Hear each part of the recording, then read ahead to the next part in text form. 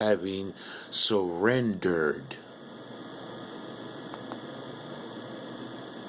Throughout my operations, I have found the negros the most active and determined warriors, and during the conferences with the Indian chiefs, I ascertained that they exercise, an almost controlling influence over them. The Negroes rule the Indians. Many of the original black inhabitants began to flee from the Western Territory, and many inhabitants sought refuge in Florida, and some went further west to California and mingled with other unaffected indigenous populations. In 1816, a U.S. colonel named Duncan Clinch led an army into Florida to destroy what was called the Black Fort, or Fort Negro. Colonel Duncan Clinch led an army of Red Creek mercenaries and a U.S. Army unit, a U.S. Company Army unit into Florida to destroy Fort Negro. And a book called The Black West by William Katz, K-A-T-Z, reports, the explosion killed almost all of its black and red warriors and 200 women and children. The few warriors were led back to the United States and slavery. In his initial orders, General Andrew Jackson had asked that they not only destroy the fort, but return the stolen Negroes and property to their original owners. Pardon the interjection. That said, it was an explosion that killed the black and red warriors and women and children. Does that give any hint on Black Wall Street? Anybody ever heard or read up or went to investigate Black Wall Street? Explosion, killing black, so-called black women and children, babies, cowards. And then a few warriors were led back to the United States, but wasn't this in Florida? So that should tell us something, Moors, that this is just a United States company. The land is Morocco. Al-Maghrib il-Aqsa. And we continue.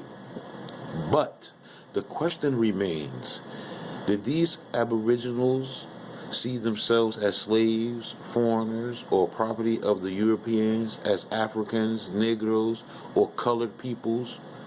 No.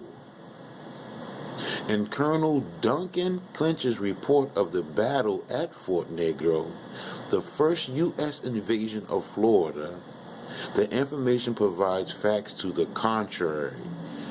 Colonel Clinch's report reads, pardon the interjection on that, because I want to let this be known. That fort had, all forts have a flag. Every fort that you can go and look up and investigate, all forts had a flag. That fort had a flag. I implore you to do your due diligence to find out what flag was there or at that fort, which is, I think, also named Fort Gadsden or Gaddison. We shall investigate that more.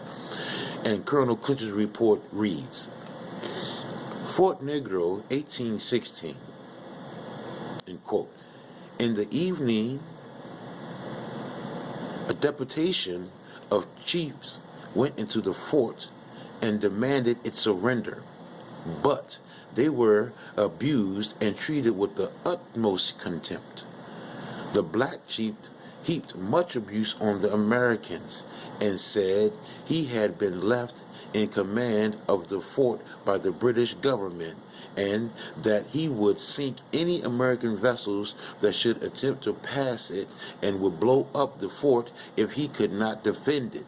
The chief also informed me that the Negroes had a red flag and the English Jack was flying over it.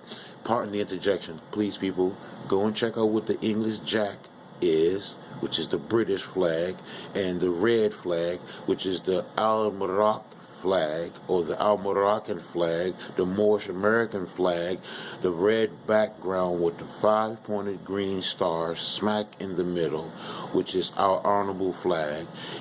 The Star Spangled Banner is an amnesty flag to do business.